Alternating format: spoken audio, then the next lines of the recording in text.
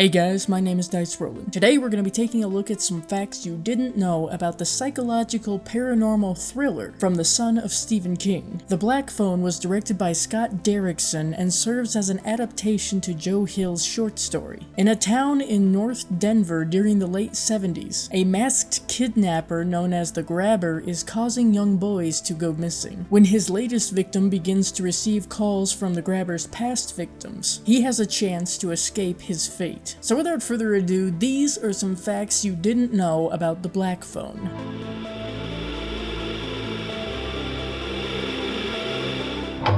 Today's the day, motherfucker! One of the key pointers that Derrickson gave Mark Corvin for the score was, "I want the movie to sound like childhood fear." During the breakfast scene with Finney, Gwen, and Terrence mentions the noise being made reaching Boulder. This is the same town where the Torrance family in The Shining live, prior to going to the Overlook.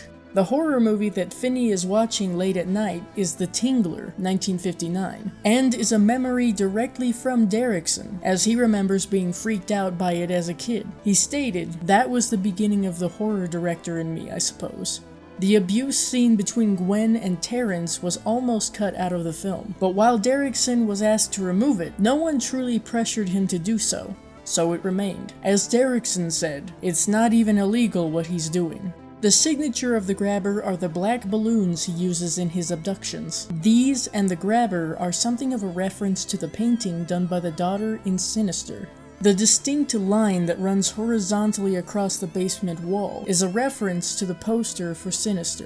There's a bit of a link between the Black Phone and Dr. Sleep, in that the Grabber frequently wears a stovepipe hat and abducted a child walking home from baseball. Rose the Hat also does this. The rings and bracelet that we see the Grabber wearing throughout the film are Ethan Hawke's own jewelry that he wears.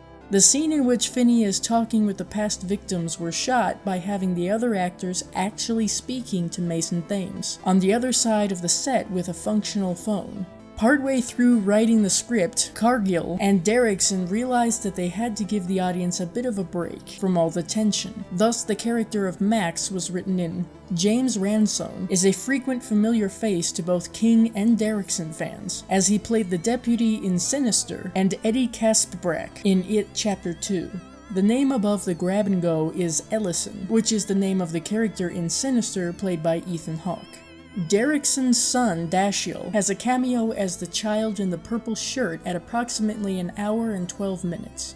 According to Derrickson, the most challenging effect to pull off was when the Grabber killed Max with the axe. He had stated that he looked at the whole history of cinema, and there just aren't any real shots of an axe going into a head on camera. Using a combination of practical and CGI is how this effect was ultimately created. There is a sneaky moment where the audience is told very clearly that the house where Finney is different than the house with the tree Gwen is shown. During the dream where Gwen sees Finney banging on a screen door and yelling for help, the camera zooms out showing the address as 7471. This is different from the 7741 that Gwen is later shown, but also similar in that the numbers are rearranged. During the scene where Gwen is searching for the house from her dream, she's wearing a yellow raincoat. This is a direct reference to Georgie from It. For those curious as to whether Samson truly was some hell creature or an actual dog, he is indeed a dog of the Cane Corso breed. The scene where Finney is fighting the Grabber and removes his mask, causing the Grabber to freak out, was Ethan Hawke's idea. It was also his idea for the Grabber to disappear completely into the hole after Finney kills him. The structure for the Black Phone story came from A Prayer for Owen Meany by John Irving. Finney and the main character of the novel go through what seem to be unrelated beats with a friend that come together at the end of the story. Derrickson asked one of his favorite bands, the Brian Jonestown Massacre, to write and record a song for the end credits. He wanted something with a 70s vibe and was quite pleased with the result. According to Derrickson, he perceives the Black Phone as a paranormal thriller rather than just a horror movie. When asked about this classification, he stated, "I think that's subjective though, and everybody would have their own answer to that question." In Hill's short story, the Grabber is actually a clown. However, Hill suggested that with this being after It, they shouldn't keep this concept and instead have the Grabber be a magician. Derrickson drew from some of his own childhood experiences for the film. He grew up during the time when Ted Bundy traveled through Colorado. His neighbor was murdered, and he even had a brief conversation with a member of the Manson family. He has stated, "The primary emotion that I associate with my own childhood is fear." For the past handful of years, Derrickson had been going to therapy for events he dealt with as a child. This, combined with having grown up in North Denver during the 70s, made him realize there could be the potential for a story. So he spoke with C. Robert Cargill about making something influenced by the 400 Blows, 1959, from this. However, they found that there just wasn't enough there to make a full story. So Derrickson compromised by combining his own childhood memories with Joe Hill's The Black Phone. Scott Derrickson has said that aside from the 400 Blows, 1959, The Devil's Backbone, 2001, was another big influence for The Black Phone. The script was written in 6 weeks and was shot in 33 days.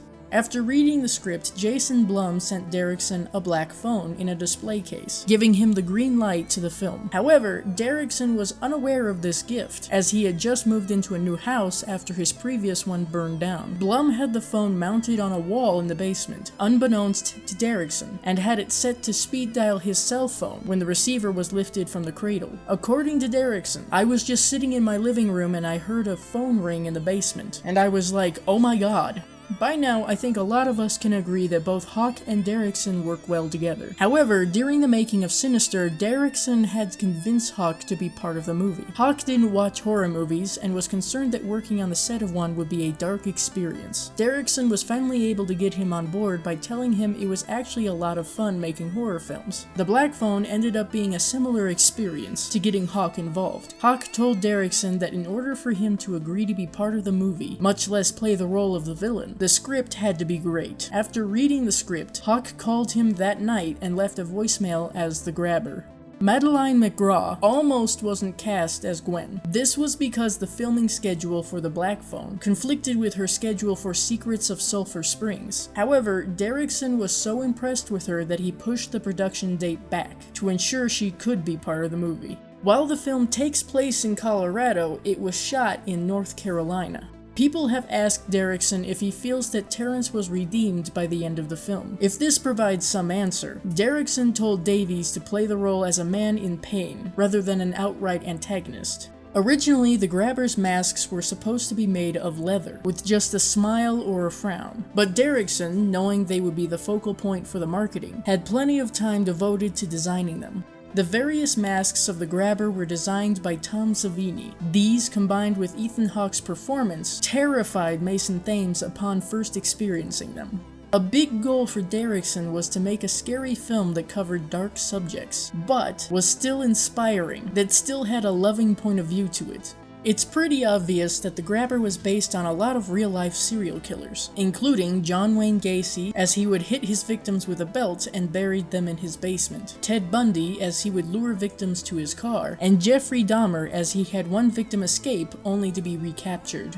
Billy Showalter's nickname of Paperboy is a reference to Johnny Gosch, an Iowa boy who was delivering papers with his dog Gretchen when he disappeared. While Gretchen was later found, Gosch's disappearance remains a mystery to this day. The conclusion of the movie was written and rewritten many times. One of the earlier concepts for an ending had all the victims' ghosts return as Finney killed the Grabber. However, Derrickson decided that having them be heard over the phone by the Grabber was better. Derrickson has frequently been asked about the inclusion of children in his horror movies, and whether or not it could be harmful to them psychologically. In response, he has stated, "The answer is no. It's like Halloween. Halloween is a kid's holiday, and it's a holiday they love. Kids love dressing up and touching on dark things, and death and mayhem. There's something tantalizing about it, and when they know it's pretend, they just love it." According to Derrickson, he trusts the test screenings rather than the numbers and scores. As he has said, the value of a test audience is to see what confuses them. Apparently, what confused half of the audience tested was the Grabber's two houses across the street from each other. The Black Phone would have been released in January of 2022, were it not for surprisingly positive reactions to preview showings. Blumhouse decided to give the film a summer release after this. So those were some things about the Black Phone you may not have known. I hope you enjoyed this video. If you did, give it a like. See you later.